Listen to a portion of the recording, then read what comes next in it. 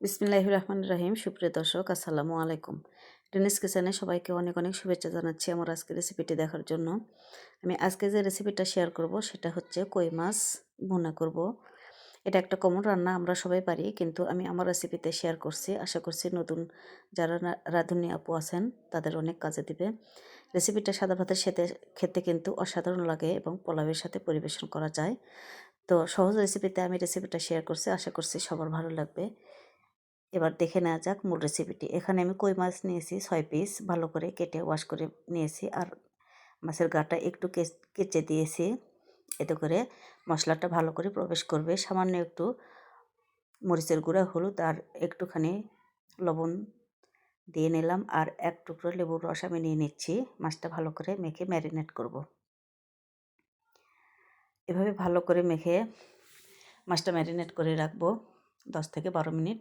আর হাতের কাছে যদি সময় না থাকে ইনস্ট্যান্ট রান্না করা যাবে, অসুবিধা নাই। চুলাটা অন করে আমি পরিমাণ মতো সয়াবিন তেল নিয়ে নিলাম। তেলটা মিডিয়াম টু লো হিটে গরম করে নিয়ে মাছগুলো আমি ভেজে নেব।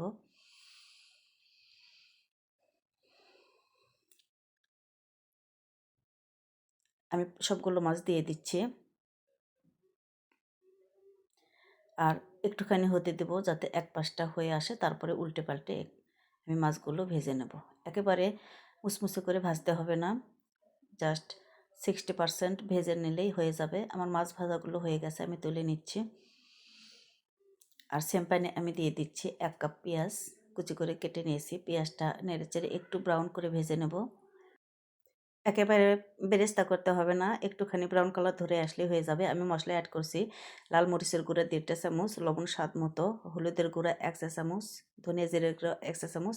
আর এটা হচ্ছে মাছের মশলা নিয়েছি 1 চা চামচ। 1 চা চামচ আদা রসুনের পেস্ট দিয়ে সমস্ত মশলা আমি পেঁয়াজের সাথে ভালো করে একটু কষিয়ে নেব। আর এ পর্যায়ে ঢাকনা দিয়ে 2 থেকে 3 মিনিট রান্না করে নেব, এতে করে পেঁয়াজটা অনেকটা সফট হয়ে আসবে। যেহেতু আমি পেঁয়াজ পেস্ট করিনি, আর এ পর্যায়ে নেড়েচেড়ে আরও একটুখানি শুকিয়ে নিলাম। আর রান্নার জন্য দ্বিতীয় ধাপে আমি পানি অ্যাড করলাম। এই পানিতে আমি রান্নাটা কমপ্লিট করব। আর এ পর্যায়ে দিয়ে দিচ্ছি ভেজে রাখা কই মাছগুলো। মাছগুলো মশলার সাথে মিশিয়ে ঢাকনা দিয়ে রান্না করে নেব একেবারে পারফেক্ট গ্রেভি আসা পর্যন্ত। আমি মাঝখান থেকে কয়েকবার নেড়েচেড়ে দিয়েছি। আর এ পর্যায়ে ঢাকনা খুলে আমি আর একটুখানি রান্না করে নেব, মানে ঝোলটা আর একটু আমি শুকিয়ে নেব। এভাবে 2 মিনিট রান্না করে নিলেই আমার পারফেক্ট টেক্সচারে এসে যাবে। আমার রান্নাটা একেবারে হয়ে এসছে, পরিবেশনের জন্য আমি তুলে নেব।